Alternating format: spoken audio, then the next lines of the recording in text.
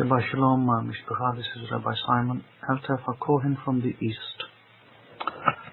Our Parsha today is Parshas Vayechi, and I'm just going to read a couple of verses from the Parsha, which is Genesis 47 verses 28. And Yaakov lived in the land of Mitzrayim 17 years, so the length of Yaakov's life was 147 years.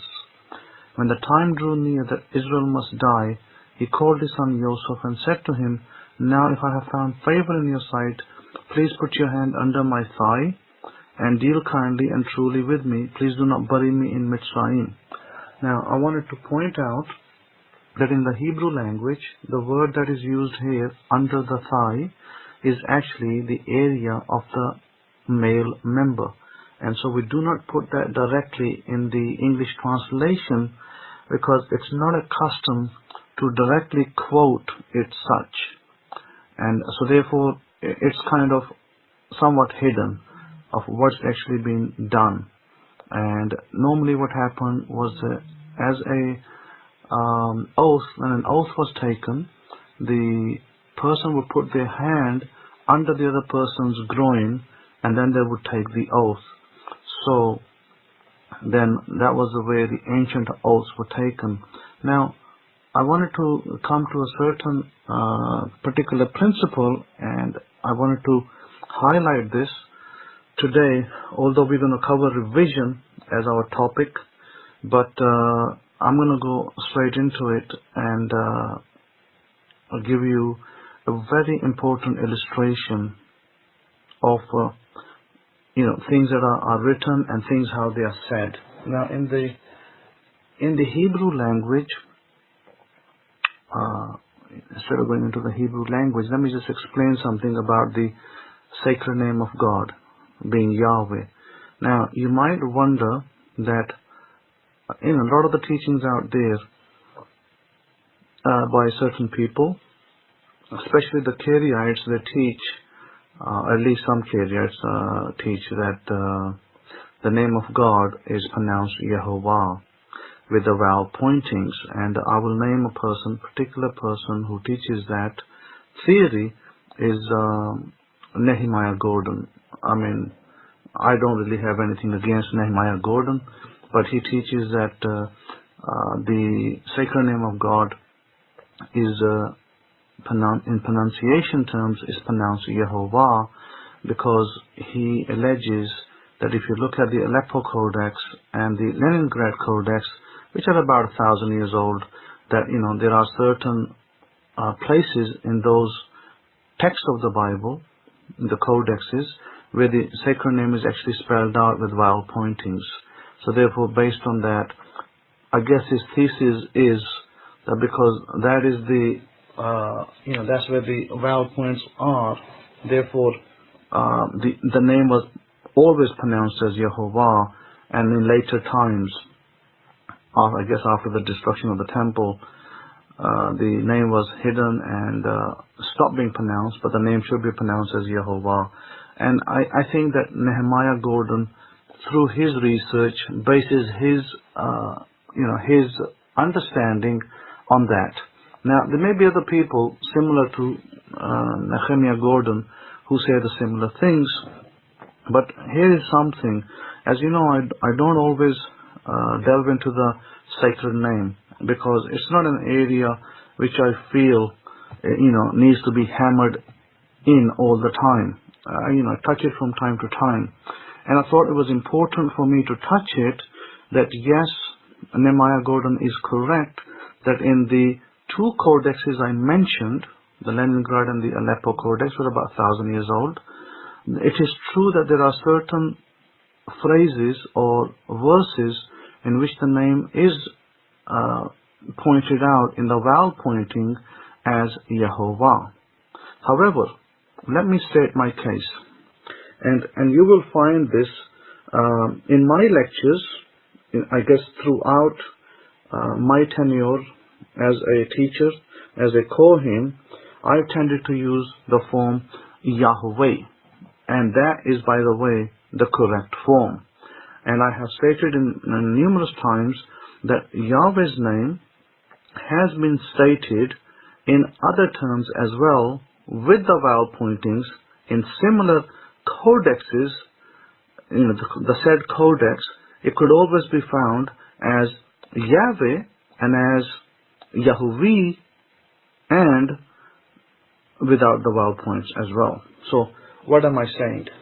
Let me give you a bit of Hebrew wisdom. In the Hebrew scriptures, a tradition arose where, the tradition is based on Kiri and Kativ. Basically what that means in layman terms is that when a word is written, it is not always pronounced in its written form. So it's hard to illustrate that in the English language. Maybe it is. Now I remember that there's a road that was near to my house called Bister Road, Bicester. Now if I read it in the grammatical form, I would read that road as Bicester Road, because it's got Bicester. In terms of pronunciation, I would have thought it's Bicester, not Bister. But I guess the correct grammar for that road was Bister. That's how most people pronounce it, because Bister is a small town, near kind of Oxford side, and most people will pronounce it as Bister, not as Bicester. Now, I guess that's the English tradition of how some words are pronounced in the English language. Same way in Hebrew, a tradition arose with the Sopharim, with the people who write or were writing the codexes of these Bibles or making copies of them. Mainly, a lot of these people at the time were from the Karaite Jewish clan. So what they did is that they made a number of emendations, and you will find these emendations in the Abrahamic-Faith Bible. It's been illustrated in the Abrahamic-Faith Bible where these emendations have been made. And certain emendations, there's about 134 of them, and certain of these emendations are in the Torah as well, where, for instance, a certain wording is not pronounced the way it is written. Now, I want you to understand very clearly that that is a tradition, and it's something that arose much later after the death of Moses. It's not something which Moses did. To give you an example, I will point out the passage of Genesis chapter 8 verse 17. In the Kativ, in the written form, it actually says send out. But in the pronunciation form, they've not done that. So they say take out versus send out. So if you read the passage from the King James version of the Bible, Genesis 8:17, let me pull out my Genesis from the King James Version Bible so I can read it for you. And it says as such that bring forth with thee every living thing. Bring forth. Actually, that bring forth word, by the way, should really be send out, not bring forth. So Genesis chapter 8 and verses 17, where it says bring forth in the KJV, I wanted to point out 8:17 again. Let me pull it up. 8:17. Let me go back to my KJV Plus again and read that verse. Bring forth with thee every living thing. Now, it doesn't actually say bring forth, by the way. And I guess the JPS, the Jewish Publication Society, it says go forth, it says bring forth. So when the King James Version was being translated, they probably literally copied the bring forth, from the JPS, which is a Jewish tradition of the Kativ and the Kiri. So they use that to translate that word bring forth. Actually, in the Hebrew, written Hebrew, the word is not bring forth, but the word should be send out. Send out maybe is a bit forceful. Send out all the animals. So I guess what happened is here the Sophrim, the scribes, they decided that they were more wiser than God, and so they decided that they could rephrase it. In other words, in the actual written, they did not change the Hebrew, but in the speaking, they changed it. So they taught their congregations that you need to read, not send out, but take out. Because take out is a bit more polite, a bit more grammatical, etc., etc.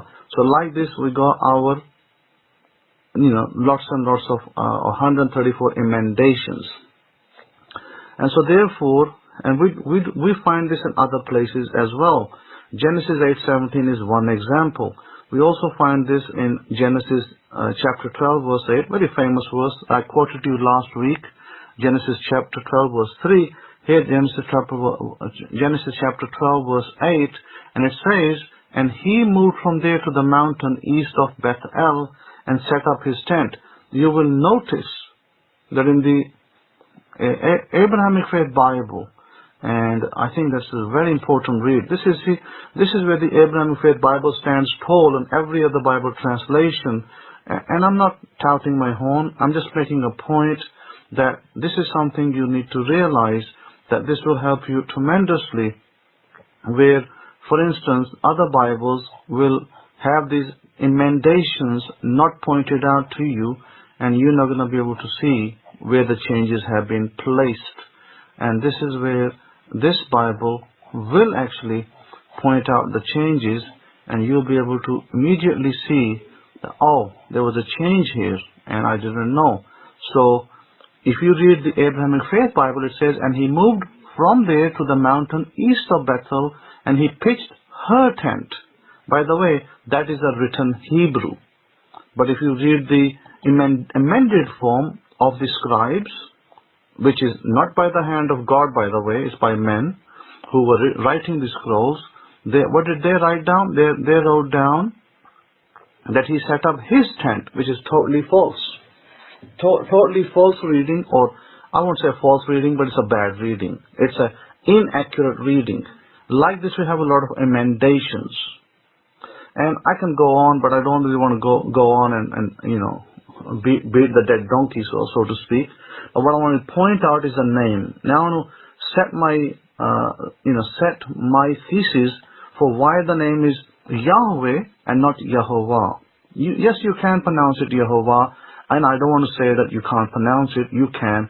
You can pronounce it Yehovah as much as you can pronounce it Yahweh. You can. You can pronounce it Yahweh as well, as the old Africans did. Yahweh is another form that they pronounce God's name as. You can do that. Again, there is no sin in doing so. But I just want to point out why Yahweh. Why is it Yahweh and not Yehovah? One point simply. I don't care how many books are written and how many times they tell you, oh, this and that and the third. And no disrespect to any person or the Karaites in particular, the Karaite Jews. I simply say this out of the knowledge and the understanding that God has given me as a Kohen, that all the theses that are produced to say that the name of God should be pronounced Yehovah are false. I tell you why they are false. Because every information that is used to prove the pronunciations using vowel pointing is from the Middle Ages or the 1,000 years ago. If it's from 1,000 years ago, well, guess what? That's not from Moses' time. That's not even from temple times. So this information is very late. Moses did not sit there pronouncing the name of God as Yehovah. I can guarantee you that. And I can tell you that here I have to give credit to the Christians, because the Christians did write about the name's pronunciation in the ancient times, post-destruction of the temple, and they did point out in some of their writings, or the historical writings, that the name was pronounced Yahweh. And they say it, in the written form, I-A-B-E, Yahweh, or they write it in another way, but they always tell you is in a written format was Yahweh. It wasn't Yehovah.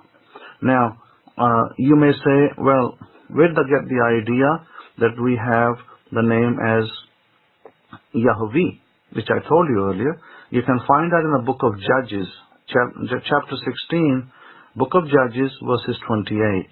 You can find Yahweh, you can find the term Yahweh in the book of Genesis, chapters 2, verse 4. So, if you apply the vowel point theory, but the vowel point theory, by the way, is totally and utterly false, because we did not at any point in ancient history use vowel points. Moses didn't use them, Aaron didn't use them, and none of Aaron's sons used vowel points to translate the name of Yahweh or Yehovah as such. The name became Yehovah through a mistranslation that occurred through the Christians, who actually pronounced the name as Jehovah, because they saw the vowel pointings which the Jewish scribes had done to hide the name from pronouncing it as Yahweh versus Adonai. See, what they did is they said, write it Yud-He-Wah-He and pronounce it Adonai. And so from Adonai, they translated it back, the Christian people, in late 15th, 16th century, German scholars and the such and the likes, they translated it into Jehovah. So, from that you get Jehovah's Witnesses. Later down the road, the pronunciation of Jehovah's Witnesses, and you get Yehovah pronunciation from the 1,000 years ago manuscripts. So therefore, when somebody tells you that the name is pronounced Yehovah, I would take it with a pinch of pink salt. Pink salt, by the way, is produced in Pakistan. It's got about 84 minerals in it. Very, very healthy for your body. So when anybody tells you the name is pronounced Yehovah, take it with a pinch salt. Make sure the salt is pink. And you can be certain that Rabbi Simon Altef HaKohen, who stands by his word, and I do not go to, as I said before, I say it respectfully, that all these people are wrong, and they are basing their theories from 1,000 years. We never wrote the Hebrew with vowel points. They did not exist. And that actually sets the theory straight. Now you see, if the vowel points were never used, you can make the name into whatever you want to. But that is not what the name was. So when you go back to Christian historians already have told us how the names were spelled out. For instance, in early Christian literature, Clement of Alexandria said that the name was Yahweh. Theodoret, by this time, who was another Greek person, said it was Yahweh as well. So these are early Christian historians who point out that the name was not as today it is pronounced by, I guess, Kariite teaching or some other teaching. Maybe there's other people as well. And I'm just saying it not because I dislike Kariite or anything like that. I'm not like that. I'm not saying that because of that. But I'm only pointing out that the early Christian writings are actually correct in stating the case that all early Greek writers found the name to be pronounced as Yahweh, not Yehovah, at any point in history. You can find that in Encyclopedia Judaica in volume 7, page 680. So I'd encourage you to read it if you want further research. But I thought that this was an important topic for some people, but it's not, important in terms of, it's not a salvific issue as such, but it's just something that people from time to time would like to know is how. So the way things are written are not always how they've been pronounced by the people who read them. So this is how things have kind of migrated and changed, and people who don't know the language that we have of the Bible, Hebrew language or Aramaic language or even the Greek language, they don't realize that we actually went through this phase. So when people come up and they show you flashy cards and, hey, look at this scroll and this has the vowel points, I would encourage you to simply reject that. Why? I want you to look at it with an open eyes, see the information, but remember, we never put vowel points ever. In our initial Hebrew script. So therefore, all these ideas that arose 2,000, 3,000 years later cannot be used to justify the name of God as something that God did not himself sanction. So men can make the name whatever they like, but God did not sanction it. So I would encourage you to, if you want to further research, you're welcome to do so. But as far as I can tell you, the name is Yahweh or Yahoveh or Yahuweh. It could be pronounced Yahuweh as well, but it's more closely Yahweh with the breath breathing out. Yahweh. That's the correct pronunciation. I would encourage you to stick to that, and you won't go far wrong with that if you stick to that. Now, if you decide to do Yehovah, that's fine. As I said before, it's not a sin, or Yahovah is not a sin. You can do that. But I'd encourage you to stick to the closer form, or you can just say Yud-He-Wah-He if you prefer. So that's just that part. So we will next look at revision, and we will look at from carrying on from last week's lecture.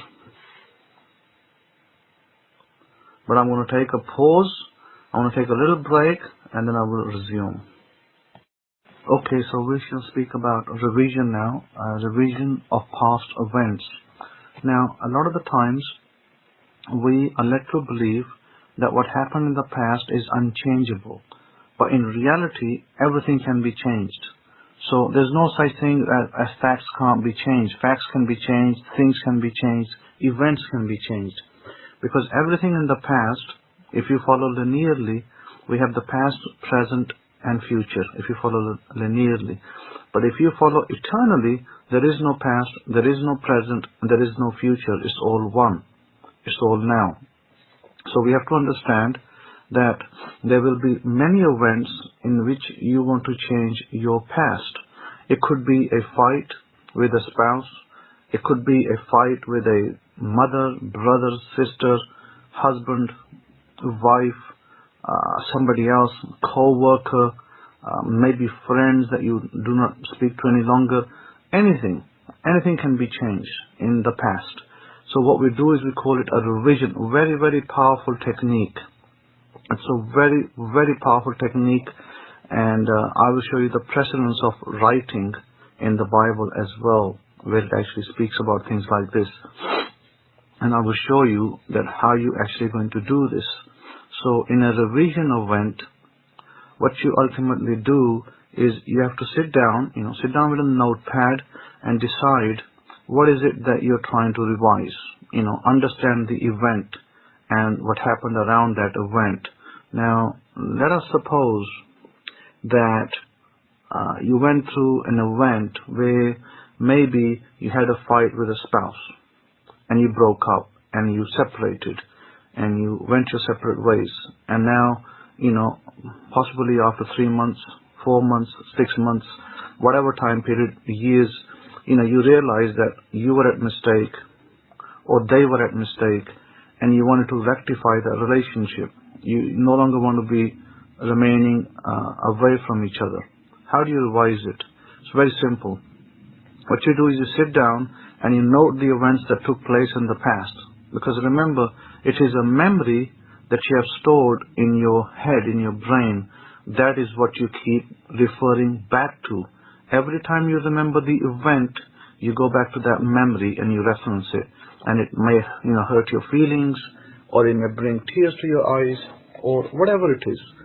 So what you do is you say, okay, that certain day, that certain month, and that particular time you had a fight with such and such person, and you decided to go your separate ways.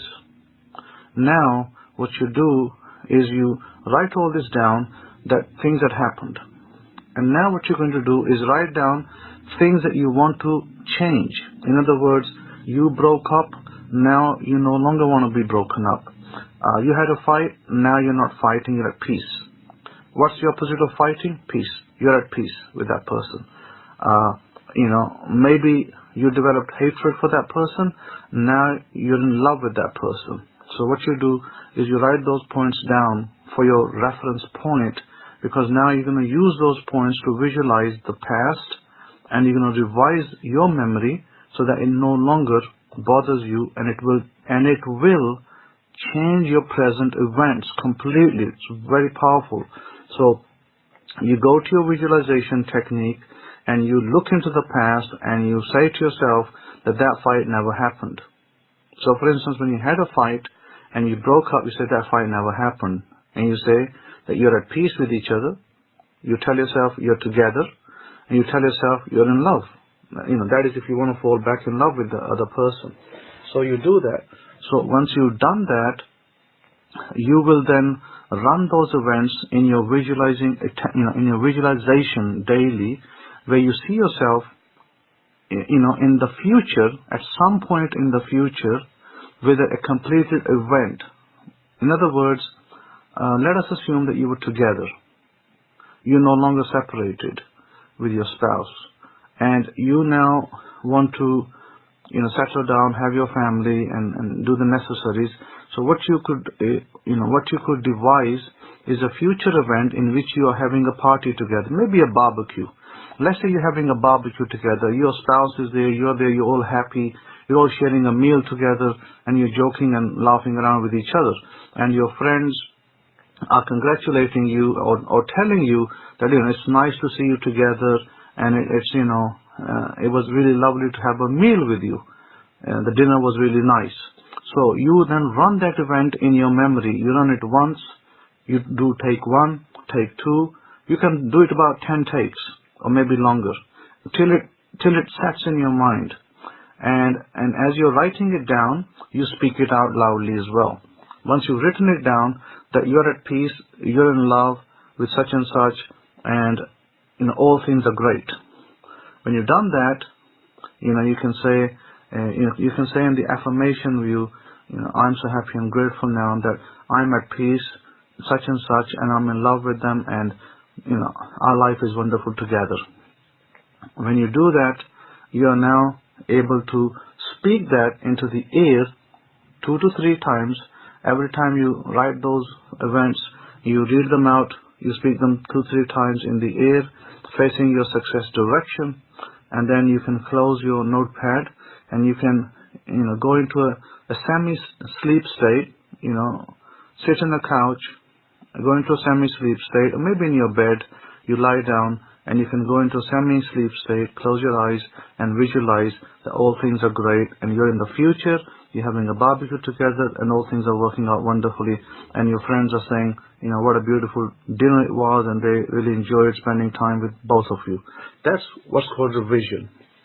Now let me take you into the Bible and let me show you how we can see what the Bible tells us.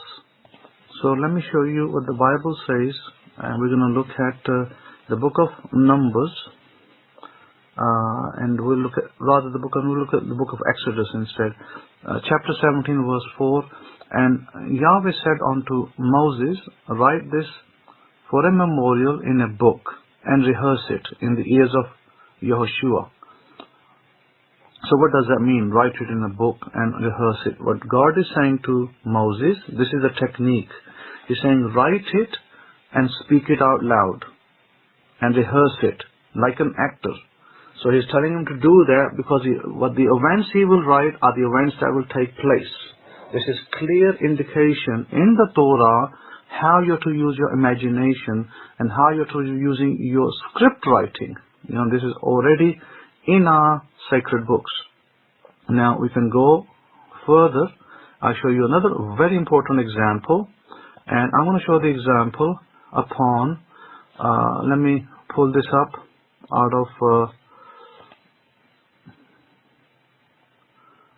let's see, let me put it out of the Bible. Exodus 34:27. I'm going to speak those words. Exodus chapter 34 and verses, I believe is 37. And let us go down there. Rather 27, I believe it is. reference is 34:27 of the book of Exodus. Then Yahweh said to Moshe, write these words, for according to the tenor of these words, I have made a covenant with you and with Israel.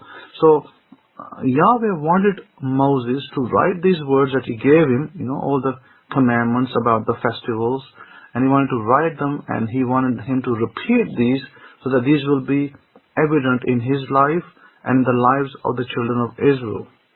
Now, very important verse in Deuteronomy chapter 6.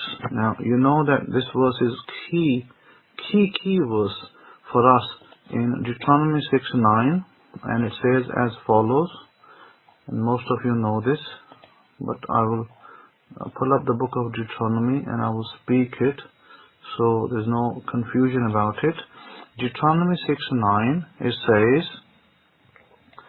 says here, let's see, talks about the Shema Israel, Hear O Israel, Shema Israel Eloheinu, Shema Israel Yahweh Eloheinu, Yahweh Echad.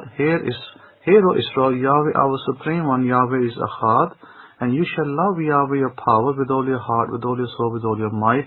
And these words which I command you this day shall be in your heart. And you shall teach them diligently to your children. You shall talk of them when you sit at your bed, when you walk by the way, and when you lie down, and when you rise up. Okay, what does it mean these words should be in your heart? Well, he's actually not talking about the heart as such. Heart is a euphemism. It says when you command you this day shall be in your heart, meaning in your imagination. It should be in your imagination all the time that you love Yahweh your power, that you are observing his commandments, that you're doing his things. In other words, we should be visualizing these, speaking these, and we should be acting on them. That's the only way we'll do them. And then it says in verse 9, you shall write them upon the posts of your bait and on your gates. So what does that mean? Write them on the posts of your bait. Write them on the posts of your house, on your lintels, on your doorposts. And when you do that, what happens? You are supposed to be doing a script. This script, by the way, is the script that God gave us on the 10 Commandments.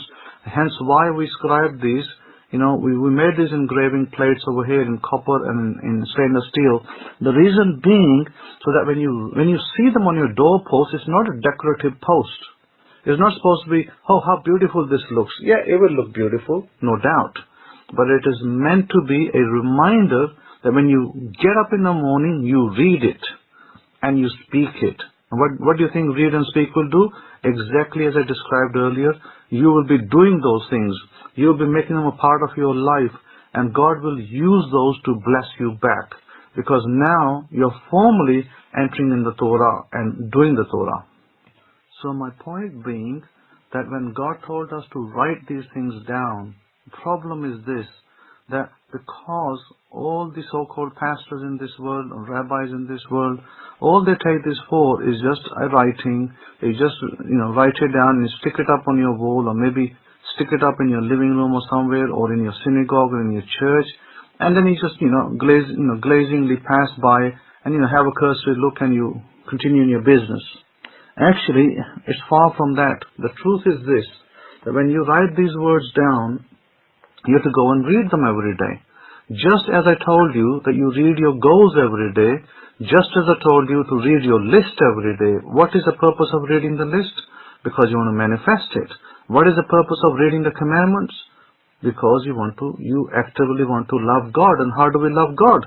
By obeying his commandments. So these are all actionable items. We cannot just take them for religious pieces of text. Oh, yes, it's holy, but we never act on them. So, things that we do in the Bible, you basically, you observe the commandments, you do the Sabbath, you pay the tithes, you do the Zadaqah. All these things, all these items are meant to bless you tremendously back. So we have actionable items, and actionable items have a purpose and meaning and rhyme and reason behind it. But what happens is, unfortunately, most of the time when we just take this for religious texts, we get nowhere.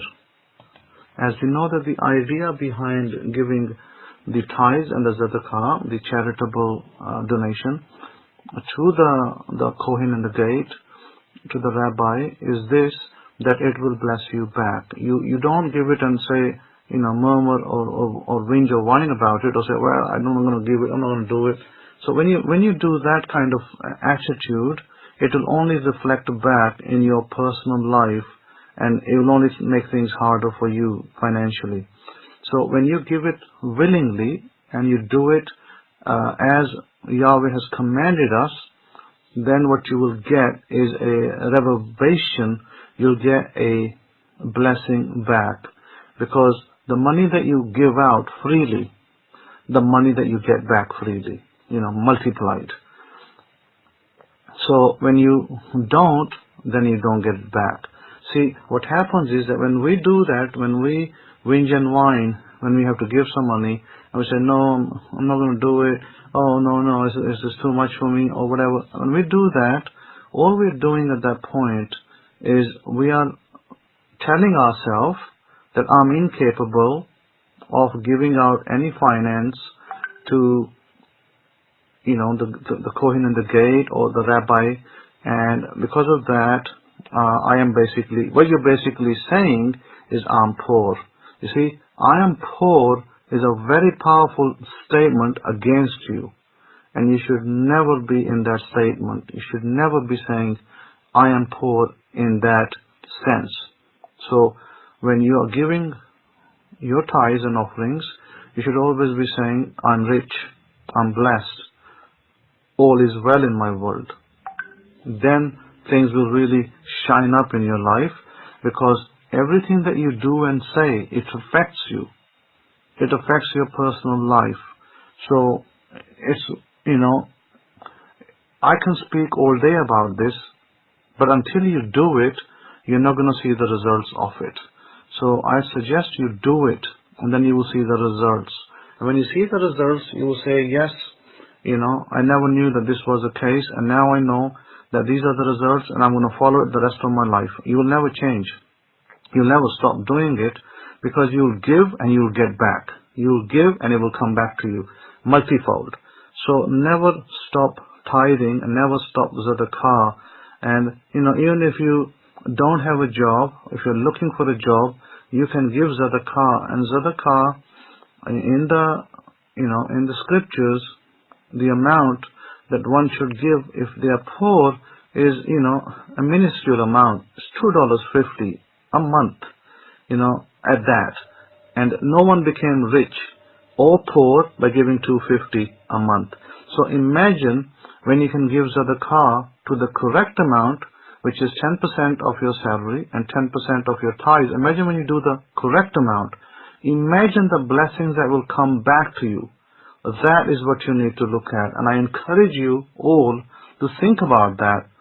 Think about giving with a jovial heart and with a happy face, knowing that this is a commandment, and Yahweh will bless you in return tremendously for that. Not just spiritually, physically, materialistically, relationship-wise. A lot of things will change for you with doing that. So, for me to speak endlessly about it is not going to help anybody. But what I like to just ask you patiently is to practice it. Execute what I'm telling you. When you execute it, you will see the rewards for yourself, and you will know that what I told you was actually a fact that does change your lives. So with that, continue to do that. Now I'm going to speak about a job and a revision. Now it may be in revision that maybe there was a job that you went for or you liked, or a company that you preferred to work for, it didn't happen for you. The same way you can revise that event in the past, and you can go back and look at the things that happened. Maybe the interview didn't go so well, and you can then write that down. My interview didn't go so well. I was not selected for the job, and I didn't get the job. So now what you want to do is get the job. You want the interview to go well. So what you do is you write down the opposite of that. You say that my interview went brilliantly, and I got the job. Or you can say my interview went excellent. My interview was excellent. The manager really liked me, and he's offered me the job, and now I'm now working at the place. So then you go and you revise that event. you now go visualize and, go in a semi-sleep state, lie down or sit in your couch, relax, close your eyes, and then what you do is you visualize that you are working at the place a year past that event, past the interview, 1 year into the interview, and maybe you're at a Christmas party, maybe you're at another party with the company, and you're all having a nice time, and one of your friends or colleagues at work is congratulating you. Maybe you got a nice bonus at the end of the year, and they're congratulating, saying, hey, congratulations on receiving a bonus for the year. Or you could see your manager handing you a check, handing you an envelope in which it's, a letter that says, you've done really well and we're giving you such and such amount, 3% of your salary as bonus. So you write that down. And when you do that and you revise it, but continue to rehearse that scene. When you do one sitting, I would encourage you to run it for about 10-15 minutes constantly in your subconscious. Run it constantly in your subconscious. Take 1, take 2, take 3, take 5, take 10, take 15. Run it constantly till it saturates your brain, and then maybe you even fall asleep, and that's okay, and that's perfectly fine. When you do that, you will see that that is exactly how the events will unfold for you, and you're going to say, wow, this is brilliant, this is how this works for me. So I'd encourage you to do that. Let me tell you of a story here in the East. I basically, after doing the necessary exercises, one day I was thinking, I want to have a certain type of dish. And I think the dish looks like spinach. It's not spinach, it's basically mustard leaves. And they make a dish out of this over here. And so one day I was thinking that I want to have that. I want to have that for a meal. And so I started to just run it in my mind that I'm having that dish. And my mouth is watering, and I just visualize it for a little bit, not long, just a little bit. And I just left it after that. I left it. It was just for the day, and probably, maybe I was hungry, and I was thinking of that, and I stopped. And then what happened, later in the night, I sat down to eat my meal, and lo and behold, what was served to me was that exact dish. Now, listen to this. That dish wasn't cooked at home. My Aisha did not make that dish at home. That dish was brought to the house by her brother from another family's house. And she presented it to me. She said, here you go, this thing came from, the such and such family, and enjoy it. So I was like, wow. I was visualizing and thinking about this today. So this is how powerful and how fast some manifestations can come into your life. And there's a student that I have over here, and I was telling him that you really need to give yourself time and visualize that you are having a cup of tea. Somebody has offered you a free cup of tea. I said, this is your first exercise. So my friend over here, the student, continued to visualize, and I think he's having a hard time. He's yet to manifest a cup of tea, because he's having a hard time because where he lives in his house is always quarreling between his mother and his elder brother. They're always quarreling. So he hasn't got the peace to actually be in that place, and this is a very tense environment, negative and tense. So when you're living in such an environment, it will make it difficult for you to manifest. So the more peaceful environment you can make for yourself, the better it is. And I'm not saying that it needs to be completely quiet, dead quiet. No. You could be in a rough environment and still manifest. But if you're in a peaceful environment, it makes things easier. So that's just one example for you to understand that how things can work. Anyhow, with that, I'd like to close and leave you with just this thought that in order to revise, you have to write down the events that happened. You then have to foresee what you would like to happen instead and write those things down. And then you just simply visualize it and you script it out that way as well. And when you do that, You do that, you write in the morning, you read it out in the morning, and in the evening, you should have no problem in achieving that which you're desiring to achieve. Could be a job, could be anything else, marriage, seeking a new spouse. Somebody was asking me that, they're seeking a new spouse. So for that, it's not difficult. You simply wear a wedding band, and you see your wedding band in the evening when you go to bed. You say good night to your imaginary husband or imaginary wife, and you script it in the morning that you're happily married with a godly man, a God-fearing man who loves you and is sincere with you. That's basically what you write, and you speak that out, and then you simply visualize. You visualize the way you should visualize a marriage event is where you see yourself celebrating an anniversary, and you have your friends and relatives over, and they're in a party with you and having drinks and cakes and things and food, and then they're congratulating you on your anniversary with your husband or stroke wife. That's how you should visualize it. And when you visualize, you don't do it just one time. As I explained to you numerous times, it needs to be done in like a film takes. You do it 10 times, 15 times in session, 10 to 15 times, visualizing the same event over and over and over till it saturates in your subconscious, and then it will become active. Once it's written there, it will become active. And at night, what you should do is you should speak those, your list that you made of 15, 20 items that you desire in your life. You need to speak that list into an audio file on your phone and listen to it at night when you go to sleep. Put on your headphones, headset, and fall asleep listening to it. And that's, what you really need. That will help you going on further. So I leave you with this, and I say Shabbat Shalom, and have a beautiful week ahead, and Shalom Shalom to you.